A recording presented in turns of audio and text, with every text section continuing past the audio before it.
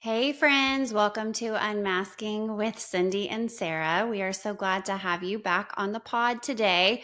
We are going to be diving into attachment theory and how attachment impacts friendship and your attachment style. And we're going to talk a little bit about each style and how that can carry on from your family of origin into your relationships later in life. Some protective factors with that, what it looks like through the lifespan. So we're very excited to dive into this topic because it takes us back to the good old days of grad school when we were in lifespan and development and Yes. learning all the fun things. So, yeah, I'm excited to talk about attachment because I feel like attachment just impacts really all of the relationships you have in life, the importance of, the kind of attachment you have in your early years with your parents and caregivers. And then that translates to how well you can attach in other kinds of relationships. So what do Yeah. you think about that, Cindy? I'm excited for this topic today. And I think for our non-psychology majors, or if you don't have a psych background and you're maybe wondering what is attachment, we all have Mm-hmm. this way that we attach in relationships, and it is pretty early on. It's like Mm-hmm. what, Sarah, the first 3 years of our life are like the most important in They terms of are. how secure we feel in our relationships. And so I want to invite our listeners to think about patterns that show up in your relationships now. So things like clinginess or overgiving or maybe feeling distant in a relationship. We talked about ghosting. These are behaviors that stem from the way that we learned to get our needs met in relationships early on, right? Mm-hmm. And when those needs weren't being met on a consistent basis, we had to adapt as children. Yep. And so we learned ways to survive and to feel safe and secure and in control. But I thought, Sarah, since you are the play therapist Oh, here, yeah. maybe you can go into a little bit more detail and give our listeners just a brief explanation of the origin of attachment theory and what it even is. Yes. So with attachment, I first want to say temperament is a little bit different than personality before we go into attachment. So temperament is when you were born, it is, you always hear people say they're such a good baby, they're easy to soothe. But then some children can have more of a difficult temperament, and that is you are born with that. Your personality is formed by your environment. So I would say from just an attachment theory that personality and attachment probably go hand in hand. Now, I think you could have a child with a very difficult temperament. They could be, not easily soothed, but if they have the right kind of parent Mm-hmm. that is there and gives them a secure attachment, that can be a protective factor because sometimes difficult temperaments make the best people because Yeah. they're the ones that tend to be leaders. Not saying that if you have a difficult temperament or you don't, that you're not a leader, but I just wanted to throw that in there. So going into actual attachment, I feel like that goes with personality because environment plays more of a role in that. And so attachment would definitely have to do with your parents. And we can also look at generational trauma with all of this. But let's say your parent has a difficult temperament, you have a difficult temperament. Chances are when we get into attachment, that could impact some things, but that would impact more of your personality, not so Mm-hmm. much like your temperament with it. But I do think there's a genetic component with the temperament that can come in families. But if you have a mom that has a very, easy temperament and then a dad who has a difficult one, I mean, 50-50 chance there. So if we're looking at it from Bowlby's theory of attachment, there are 4 attachment styles, right? So the first one would be the secure attachment. And this is what we strive for. This is the one you want with your children. This is what helps them have healthy relationships going forward. Before we really get into the nitty gritty with this, attachment styles are not permanent. So yes, it is important in those first 3 years, but Mm-hmm. we can always work on our attachment style. So after today, if you're listening and you're like, gosh, I think I might have an insecure attachment or a disorganized attachment, you can always just be aware of how it shows up in relationships, and you can do things to kind of lean more towards a secure attachment, right? So that's really helpful and hopeful, I think. Even if it's not your primary caregiver, which we would love for your primary caregiver to have secure attachment with you, it just takes having like one person in your life. I mean, even a teacher that is Yes. there for you daily and that believes in you and makes you feel like you are worthy. That again is a protective factor. An aunt, an uncle, even in a romantic relationship, let's say you grew up in a very volatile home, very disorganized attachment, but you have broken away from that. You've done therapy work, all of the things. You can securely attach to your partner. Yes. And so, like Cindy said, it's not set in stone, but it can impact relationships and the kind of relationships you have. So this is Bowlby's theory. So we're going to look John Bowlby. And he claims that attachment is based on infants' needs for safety and security. So attachment is the positive emotional bond that develops between a child and a particular individual, typically the caregivers. And we are going to look at first the secure attachment. So this style of attachment is where children use the mother as kind of a home base and are at ease when she is with them. When she leaves, they become upset. But as soon as she comes back, they return and they're not upset. They're happy to see her. About 2/3 of children in North America fall into this category. With this attachment, the child feels loved. The child feels safe with the parent. They're not walking on eggshells. Yeah. They just feel like, okay, my mom left. I'm sad. That's normal for your child to cry. That's a normal developmental stage. But then as soon as the mom's back, they're not still upset. They're happy. Yeah. And I shouldn't just say mom, dad, anybody Sure. that they're securely attached to. I don't want to be biased with that. But a secure attachment. Yeah. So characteristics, I think like modern day, fast forward 20, 25 years into your life, and you're comfortable with intimacy, and also you're comfortable with independence. You have really good boundaries. You're emotionally responsive. So in friendships, you're able to repair ruptures. You're less reactive. There's healthy communication, right? If something happens, you're able to say, I felt hurt, but I know we can work it out. I know we can talk about it. And that comes from the consistency of a secure attachment, I think is what I'm understanding you saying there. Yes. And like you're able to have repair. It doesn't mean that, you never get mad as a parent. You never worry about things with your child. Sure. You can have anxiety and have a secure attachment with your child. You Yeah. can have depression and have a secure attachment. So it really just has to do with how you communicate and how that child feels around you. They feel safe. They feel loved, and they feel able to fully communicate and talk to you without fear. I think is a big one, or feeling that their love is conditional, which I think can happen a lot depending on also the parenting style, which we haven't even gone into parenting style. That's probably a whole nother episode. Yeah. But that is secure attachment. So that is what we are all striving for. So next we'll go into, let's talk about avoidant attachment. Okay. So this kind of relationship is a style of attachment in which children do not seek being close to their caregiver.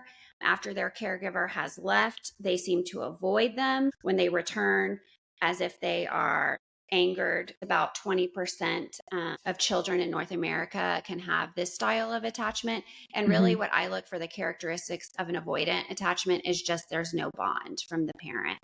It doesn't feel safe. I would say kind of a cold parent, not really giving that child the love and affection that they need. And typically as newborns, they need lots of love and cuddles and those kinds of things. So I would say if, you're a struggling caregiver and you just leave your child to cry, because a lot of people think, oh, let's let him cry.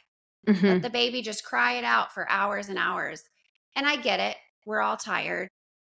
But children they're not manipulative as newborns. They're not crying just to cry and get a reaction out of you. There's a need that needs to be met because these are babies. They can't do anything. So I think leaving a child to cry could possibly create avoidant, and that could be in friendships someone who ghosts, someone who could feel uncomfortable with communication and getting close to someone, someone who definitely is not into like big hugs, huge group things, kind of a loner. I don't know. What are your thoughts on it, Cindy? Yeah, just a couple of things were coming up as you were introducing avoidant attachment, because I think, and I don't know what the parenting book was specifically, I've forgotten the title, but there was a parenting book that was written in the 1950s about not praising your child too much, not hugging your child too much. That was, I think, the kind of the beginning of the crying it out, letting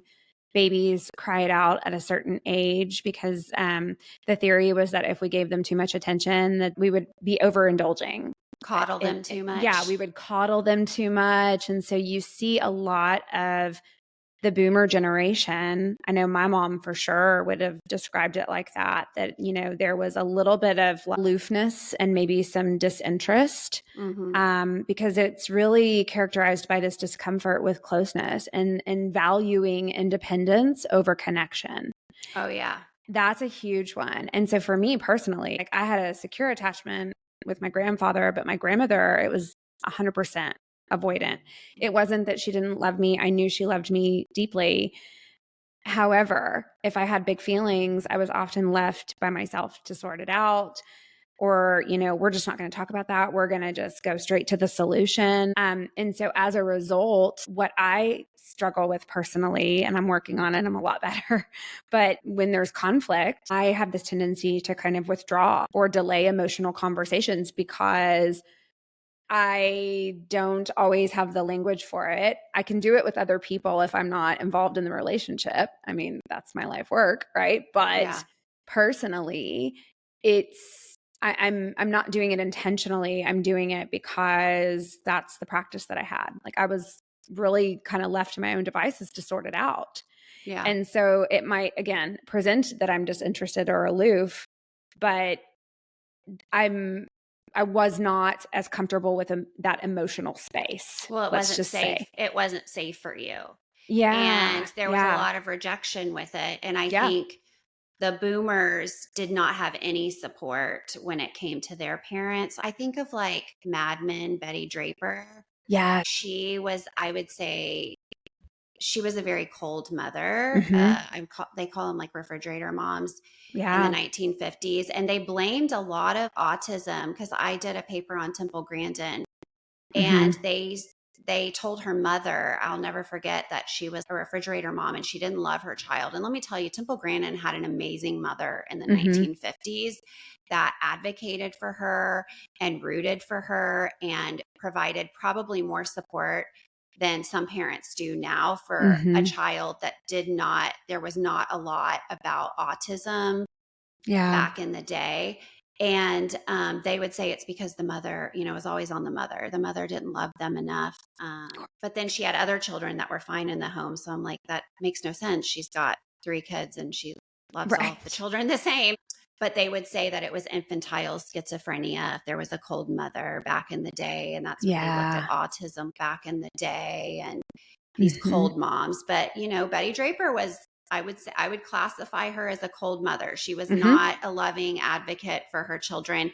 She was very put off by having to be a mother and a housewife. And I know these women, they didn't, they couldn't work. They had to stay home. They were, they didn't have the opportunities. But I think, like you were saying, it didn't feel safe for you to share. So, of course, your first reaction is going to be to protect yourself and your feelings. And so if it's not safe with your primary caregivers, it's not going to feel safe in a friendship.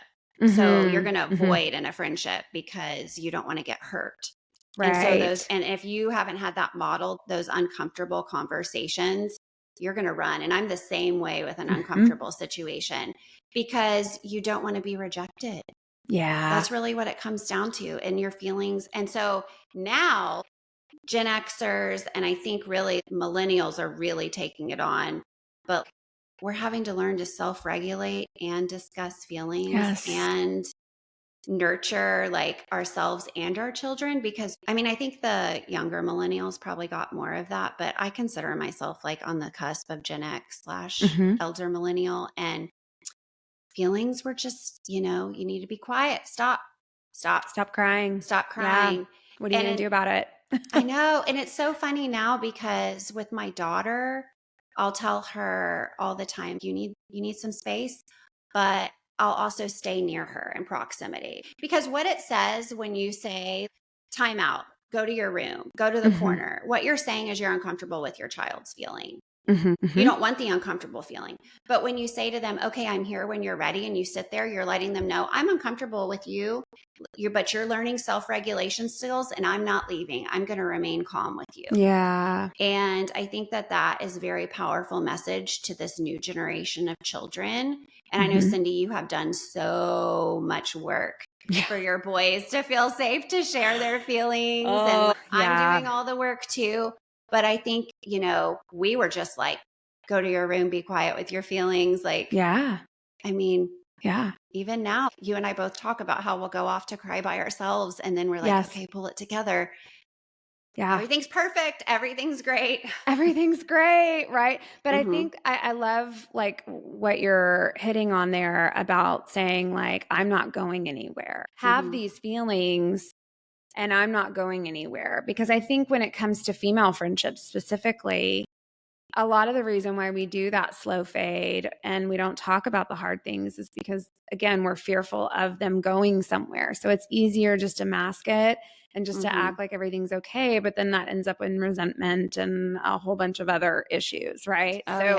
I know a lot of other people that really struggle with that. And I can't help but wonder if there was maybe an avoidant attachment style in there at some point, because like I said, with my grandfather, I would consider it a secure attachment, which is why I think I'm really comfortable with the vulnerability portion of relationships. But then when it comes to conflict, that's hard for me. So what about anxious attachment? Good old anxious. I've got that one. I've got a few. And I've us avoidance. Because I also have divorced parents with step parents and all sorts. So I've got, a bunch of different ones depending on who we're talking about.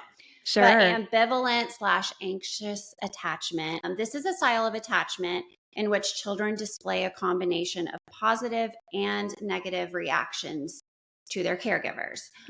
So they can show great distress when their caregiver leaves, but upon her return, they may simultaneously seek close contact, but also hit or kick or be just very upset because they left. So I feel like that's kind of a mix, right? Of you can feel really close, but then you can also feel very angry or nervous, all those different things, which I would say it says about like 10 to 15% of kids in North America have this kind. And I think that just has to do with parents, maybe in a home where like maybe walked on some eggshells a little bit sometimes, like you never knew kind of how it was going to be with one parent, if they were going to be happy about something. It could be that the parent is okay with certain behaviors, but then they get upset with you with others. So then you never really know where you stand. They could be great to come to in crisis, but then other times you're in trouble. Yeah. And that's going to make it hard because I think those are the kinds, for me at least, where if I leave a new friend group and I've said something and maybe I've overshared and then I come home and I'm like, overthinking it in my head. Was that dumb? Is that person not going to like me anymore? Why did I share that? Was that even funny? What did I do in third grade? But the soul characteristics really revolve around this fear of abandonment, right? And so there's this high sensitivity to rejection. And in our friendships, we might come across as needing frequent reassurance, or we can easily feel left out of situations. We might be constantly checking to see if people are okay, needing confirmation of the closeness. Just so that's how I understand anxious attachment. I don't have anxious attachment, which I'm surprised about that a little bit, but I don't feel those things. And it's really not uncommon for an avoidant and an anxious to meet each other and really connect. I mean, that would make sense. Yeah. And I also feel like with an anxious attachment style, because I do this where I think everything is my fault. If something happens, like if like I haven't heard from a friend or they haven't texted back or they haven't done something, I'm like, oh my gosh, what did I do? What did I Yeah, like say? writing a story. Do they hate Mm. me? I don't know. That Yes. was me with my stepdad. We had a very ambivalent kind of relationship. Mhm. Because Mhm. there were really great times and then there were very hard times, but they were also, I mean, it could have been a little reactive too because there was some abuse there, but Mhm. Mhm. it was, I still struggle with mourning that relationship in some ways because I never got closure with it. Yeah, Um, so I think sure. that can be hard, Mhm. which Mhm. leading into disorganized or disoriented attachment. Yeah, this is And our fourth and final one yes, is and like this, yeah. yeah, this is one where there is in which children show inconsistent, often contradictory behavior, such as approaching a caregiver when they return but not looking at them. They may be the least securely attached.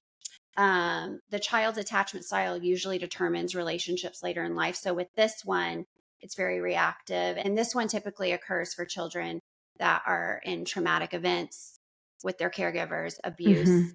neglect, the failure to thrive kids, like maybe they're abandoned, Yeah. their parents are addicts, things like that. Very Mhm. inconsistent.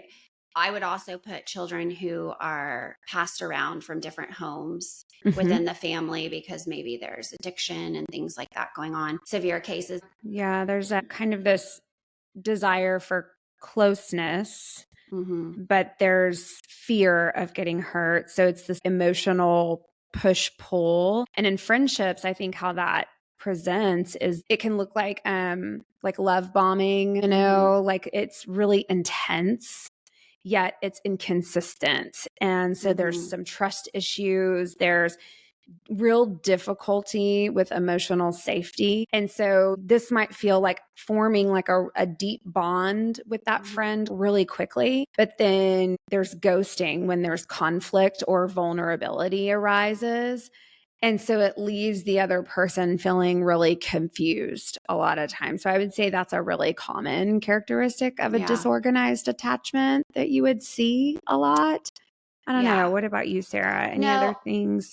I agree with that. And I think too, with disorganized in relationships, that these are people who just can never get close. They move from friend to friend. Mhm. And I see that a lot with some of the adolescents. Like when I have certain clients and they'll talk about someone that they thought was a friend, but this is a person who has really been through a whole lot. And so Yeah, they have really struggled to have any I mean, I think they're also just struggling to figure out who they are and where they fit and they're surviving.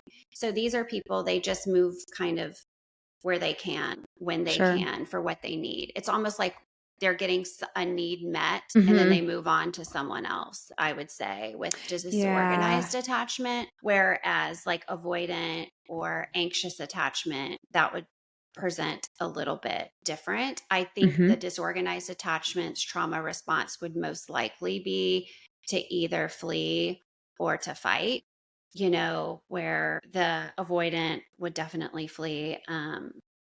Yeah, And then I think probably fawn would go under ambivalent a little bit too, to sure. please in relationships. I would also look at this as in a romantic relationship, even though we're talking about friendships with the disorganized, I would say this would be like a serial dater, like someone who constantly Mm. is moving from one woman to the, not a lot of respect for the Mhm. woman, just trying to fulfill a need because they can't be vulnerable. I just was wondering as we're talking about these 4 styles, one of the things that I think women report to me struggling with often is friends that are jealous, or they really struggle to celebrate their friend, or there's this Hmm. real kind of territorial, like what's mine is mine. And like, because there's the type of envy where it's like, oh, I want what you have, but I'm happy Hmm. for you and I want you to have that. But then there's the other type of envy where it's like, I want what you have and I don't want you to have it either. Can't. Oh, So there's Olivia. Coming that's on in, Cindy. Coming on in. okay. Okay, Olivia. Yeah. So I think about that a lot, in why I don't personally struggle with jealousy within friendships. Like if you are to go and hang out with Nicole and do something with Nicole, it doesn't even cross my mind. I don't feel threatened in that. I feel totally secure in our friendship. I didn't also grow up, though, seeing that. My grandmother was really pretty secure in her friendships, and she was also avoidant with me. So I did not develop that anxiety of like, do they like me more than they like this person? I just didn't have that experience. But I wonder if that falls more into this disorganized attachment of, I want us to be really close, but then go away. But then if you go away and you form these other relationships, now all of a sudden I'm like close up, and I have a hard time with that. I don't know. Yeah, I think they can fall into the three latter ones of like avoidant, ambivalent, and definitely disorganized. I think disorganized definitely is one that it's just, you're never going to be satisfied in the relationship. You're never going to be fully able to invest in it. I don't know, to gain or something you need for survival almost. Cause I feel like that's the one where they're just trying to survive. So they are doing whatever they can to get through it. Whereas thinking about female friendships and an ambivalent attachment style. And let me just say, it is normal, especially for child development, adolescence, for a friend to be like envious of another friend and feel like, oh, does she like this friend better? But we're 40-year-old women now. Okay. That stage has completely passed. Okay. We're not in high school. It's not, somebody made the team and the other one didn't. It's not, it's very normal, I think, too, to look at also the communication styles of friendships. So if we look at middle school and high school girls, we look at TikTok, we look at social media, we look at all of these things these girls are on. One friend, part of the friend group is left out. All these other girls are posting. That friend feels left out. That's a normal reaction, to feel jealous that you weren't invited and to also feel rejected from a friend. But I think it has to go, like you were saying, modeled in the home, because looking at how your mother is or your caregivers are in their friendships typically translates to your child. So if you're in a home with a lot of catty, mean girl behavior, very judgmental, talking about other people, even people like within the family. We could do a whole thing on narcissistic mothers, pinning children against children every time they talk to them, that kind of thing. That translates into the female friendships. And I always tell my little clients, if your friend Sally is talking about, Jan, I don't know where I'm getting these names. It's like I'm thinking of the Brady Bunch or something. If Marcia is thinking about, or if Marcia's talking about Jan to Cindy, but Jan isn't there, guess what? Marcia is going to talk about Cindy to Jan. That's what's going to happen. So it's also like, is this a safe friendship? And you have to look at it. If it's safe, it's secure. So if it's a safe friendship, it's a secure friendship. If you feel like, hey, Marcia's telling me all this stuff, telling Cindy all this stuff about Jan, and you don't feel safe, that attachment's probably more of an ambivalent, anxious attachment, because you're not going to want to share as much with that person because it doesn't feel as safe to you, because that can be used against you later, or and so I think it then goes into that. So it's really like looking at the dynamics in the home, how you see your caregivers react, I guess, to their friendships, to you, to your siblings, and then that carries over. So, And I think also too, for social conditioning with women in particular, here's how this intersects. Here's how friendship and attachment styles intersect. That for women, we are expected to be, and I'm talking from little bitty, we're expected to be emotionally available, to be nurturing, and to be conflict averse. Right. And so that just adds some layers when we get into our 40s and we're like, why am I not able to speak my truth? Why am I not able to, just be really honest and have good boundaries and communicate those boundaries? Well, look at what we've been conditioned to do all of our lives, like keep the peace. And so we can view boundary setting as very threatening. Oh, yeah.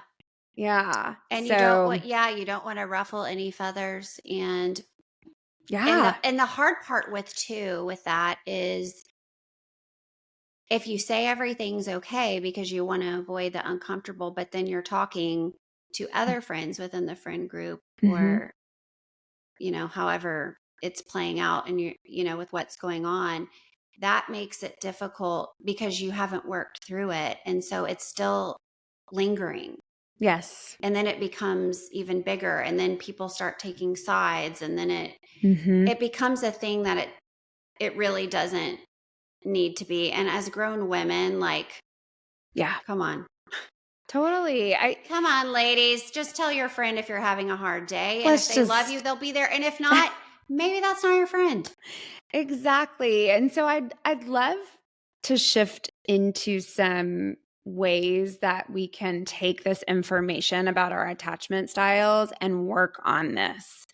Uh-huh. And I think it starts by being able to identify our own attachment styles. And so I'm going to attach some resources on this in our post this week, so that if you're curious about this and you're not sure based on what we've described what your attachment style is, you can start asking some questions to yourself, to maybe others in your family, and identify your attachment style.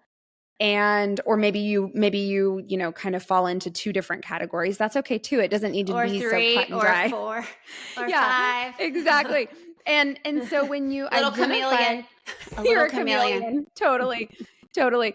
Which once we can identify this, then we can repattern. We can shift towards a secure attachment. So again, the goal is not to, we can't go back and erase our childhood and how things were formed, but I can look at the characteristics of a secure attachment style and work towards those behaviors through Mm-hmm. therapy, through having friendships with securely attached people, through practicing repair after rupture, through boundary setting. So, Mm-hmm. what are your thoughts on just shifting towards, a healthier attachment style in your friendships? Well, I'm not about superficial relationships. You know me. Yeah, can't do it. Within the first like 10 minutes, you're probably going to know things that maybe you don't want to know about me. I don't care about your favorite color, but Right. let's, you know, let's get to the core. What's your number one childhood trauma? No. I just think finding people that you feel safe, because safe equals secure. And as Yeah. women, we definitely thrive. Men are a little bit different, but for women, we really, as we get older, especially different stages, we really need our friends. And women Mhm. actually are outliving men. And so women are living in retirement communities with their friends. You need Yeah. your friends. They are crucial um, to your happiness, to your emotional well-being, being able to talk to Mhm. someone and not feel judged. It's funny though, because I lied in grad school on my attachment style when we had to do it and come in, because I wasn't, like, I was secure with my mom, but then I was not with some of the other relationships in my life. And I remember being like, oh my gosh, they're going to be like, this girl is insane. She does not have this kind of attachment. And now I'm a complete open book. I'm like, guys, I've got avoidant and some ambivalent. Let's just go down. It's, I don't know, night and day after therapy work, right?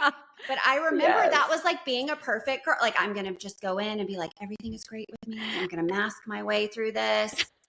Girl, you remember 17 magazine? Oh, yes. Okay, so we had a yearly subscription growing up to 17 magazine, and I would go and I would look at all the quizzes, and I I would go and loved I would those. look at the answer key first to see what was the most desirable way to So you could answer the answer. Yeah. questions. And then I would go back and I would take the quiz so that it would show up that I was this self-actualized human. I And mean, so I laugh whenever you tell that story, because I'm thinking, gosh, yeah. I mean, we don't want to come off as like, uh-oh, no, I I've am got an securely insecure attached. attachment. I'm I'm, avoidant I mean, But no, so I would ask listeners to really be honest with yourself, reflect, like, what uh-huh. friendship patterns do you notice in yourself? Do you have a certain friend or friends where you keep having the same things coming up? And on the flip side of that, where do you feel the safest? And not just where do you feel the safest, but why do you think you feel safe in that friendship? Really start getting curious with yourself and asking yourself, because it's not a fluke. There's a reason why you feel safe in certain relationships and not safe in others, right? So Yeah. I think that's just really important to be honest with yourself in that way and to do the work. Yes. And I think you also have to look at too, from childhood and friendships and with your caregivers, is when you're looking at friendships and you're asking yourself, why don't I feel like I can share with this person? And a lot of times it doesn't even have anything to do with the other person. It's like, what is it in you that is carrying so much shame? And maybe Often that is. yes. And so like do the work, because Yes. your true friends are going to love you no matter what you say. I remember my mom told me one time, we were talking about friends, and she goes, you don't always have to agree with your friends. And sometimes your friends make poor choices, or sometimes things happen. But at the end of the day, all you can do is support your friend and listen and be there. Yeah. But sometimes your friends make poor choices. No one's perfect. I'm not a perfect person. Your friend's not a perfect person. Yeah. And as a past ghoster, a recovering ghoster and people pleaser, I will say I did repair a relationship with someone who's extremely important to me. And she's one of my best friends in the whole world. And we had a big talk, and it was something that I was very uncomfortable to have that conversation, but I missed her. And we both discussed our different parts, and we had very different. It's funny you said like the avoidant and the ambivalent or whatever come together. But it's very funny because we balanced each other well. And now we have like one of the best relationships ever and can fully be ourselves. But you can always repair. It doesn't have to be your caregivers. There's always places to find that secure, safe place. And as long as you have one safe friend, that's really all you need. Just one. All kids need is just one friend to get through the hard stuff in school. One friend who sits with them at lunch. One friend who is there. Just somebody that is just a good, kind person. You just need one. That's it. One person. I love that. I love that. That feels really hopeful. And, I would just encourage listeners, if you're, on the fence about, well, what could my attachment style be? Use some of those resources, get curious about it, see if you can identify those patterns. And then to go back to this idea of safety, question why certain relationships in your life make you feel safe, Yes. And again, attachment styles are not fixed. They're adaptable. And that's the beautiful thing about friendships and attachment styles, is because I think that friendships offer the space, or should offer the space, for healing and growth. And I'm really looking forward to the next segment in our series, because we're going to be talking about rupture and repair and boundaries. And I think that those are the two main things that are healing in this work. Is once I've identified my attachment style, once I've identified the relationships where I have problematic behaviors showing up, how do I actually repair, and how do I actually start to implement these boundaries in these relationships so that I can feel more secure and safe. So, yes. And I also want to point out too, I don't want people to think, oh, I'm not securely attached with this friend. Bye. Let's not be friends anymore. It's just knowing who your safe friend is to be vulnerable, because we all need somebody to bounce stuff off of. We all have bad days, and holding all of that in is so much more toxic for you than, you need to share that, because there's so many studies, we can go into this, about how it affects women. We're internalizers, and it makes you physically sick, all of those things. So, and even for like young girls, like when I have like my little, fourth graders and up, I say to them, you can still be friends with this person. It's just not your safe person that you're going to tell who you have your crush on. That's right. Or we're probably not going to go to that sleepover because we don't know what's going to happen at that sleepover. But you could still be kind. And I'm not saying as a grown woman, you can't go to lunch with, Teresa from accounting or whatever you need to do. But maybe, we just won't share the argument we had with our husband last night. Yes. But that's what's boundaries. going on. Yeah. I think that's what you're describing as boundaries. It's just boundaries, healthy right? boundaries. And unfortunately, as women, we have to learn because a lot of it goes into communication and women sharing information that was not theirs to share with someone else. And I've had to learn that. I think we've all been there where we've maybe shared something we weren't supposed to share, but we also are not in middle school and high school anymore. We're grown up. So if you're around a group of women that are continually doing that and talking about other women when they're not there, guess what, guys? They're talking about you too. Yeah. They are. Hate to break it they are. Yeah. So yeah, I'm really looking forward to the next couple of episodes when we really get into, okay, what do we do now? I've identified that I am avoidantly attached. How do I start doing the work to deal with the discomfort inside of me and then communicate that to other people so that they then understand? It's kind of just like a blueprint, right? It's a relationship blueprint. It's like a roadmap of this is me, this is who I am, this is what I'm working on, and this is how I communicate. Myers-Briggs / Enneagram. Right. I'm a 2 with a 4 I'm a 1 or whatever. I am a 2 though. I am a 2, and I live with 7s, guys. I live with 7s, and I'm a 2. We should do some episodes on the Enneagram. And the Myers-Briggs, it's like that. You're like an introverted, all the different things. So yeah. Well, thanks so much for the talk today. And I probably rambled, but that's no, me. I loved it. I don't think so at all. I think going back and dusting off the attachment style stuff is so helpful. It's so beneficial. It's something that I think about a lot. It's something that drives a lot of my behaviors. And so I think it's just good to reflect on that every now and then, not maybe wear it so much as a badge and say, this is me. Forget it. There's no hope. But how do you work with it? So yeah.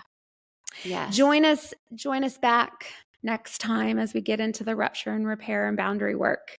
And go thank your safe friends. Thank your safe friends. They're gifts. They really are. Truly. Yes. Love you, CP. Love you, SV. And you guys take care of yourselves. Have a great week. And we'll see you back next time. Bye, friends. Bye.